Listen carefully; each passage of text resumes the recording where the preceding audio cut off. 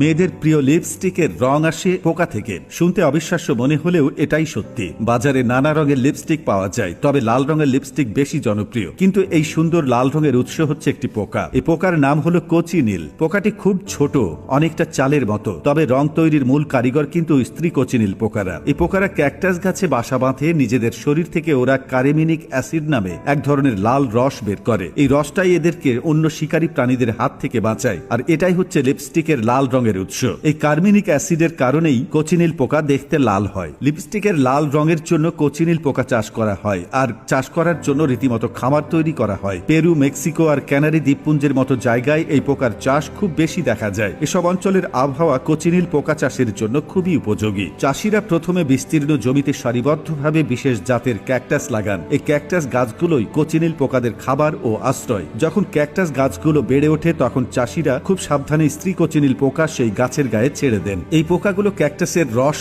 শুষে নেয় আর সেখানেই ডিম পেড়ে বংশবৃদ্ধি করে। একটি পোকা থেকে কয়েকশো পোকার জন্ম হতে পারে। প্রায় 3 মাস সময় লাগে পোকাগুলো পূর্ণাঙ্গ রূপ পেতে আর রং তৈরি করার মতো অবস্থায় পৌঁছাতে। বন্ধুরা, যেহেতু আপনি ভিডিওটি দেখছেন, তার মানে আপনি পেজের একজন সম্মানিত সদস্য। জানতে পারি আপনি কোন জেলা থেকে দেখছেন? পোকা সংগ্রহ করাটাও একটা ধৈর্যের কাজ। যখন পোকাগুলো রং দেওয়ার জন্য তৈরি হয়ে যায়, তখন চাষিরা নরম ব্রাশ আর ছোট কোনো যন্ত্র দিয়ে খুব সাবধানে ক্যাকটাসের গা থেকে পোকাগুলোকে ছাড়িয়ে নেন। এমনভাবেই কাজটি করা হয় যাতে ক্যাকটাস গাছের কোনো ক্ষতি না হয়, কারণ এই গাছেই আবারও নতুন করে পোকা চাষ করা হবে। সংগ্রহ করা পোকাগুলোকে এরপর রোদে শুকানো হয় অথবা হালকা আঁচে গরম করে শুকিয়ে নেওয়া হয়। শুকিয়ে গেলে পোকাগুলো একদম শক্ত হয়ে যায় আর তাদের শরীরের লাল রং আরো গাঢ় হয়ে যায়। এই শুকনো কোচিনিল পোকা থেকে রং বের করা হয়। শুকনো কোচিনিল পোকাগুলোকে এরপর ভালো করে গুঁড়ো করা হয়। এর গুঁড়ো থেকে লাল রং বের করার জন্য এটিকে গরম পানিতে সেদ্ধ করা হয়। এটা করা হয় রংটা ভালোভাবে এবং বেশি পরিমাণে বের করার জন্য। এই প্রক্রিয়া শেষে যে ঘন টকটকে লাল তরল বা গুঁড়ো পাওয়া যায় তাকে বলে কারমাইন। এই রং খুবই উজ্জ্বল হয়। এটাই হলো লিপস্টিকের লাল রঙের মূল উপাদান। লিপস্টিক তৈরির সময় বিভিন্ন ধরনের মোম, তেল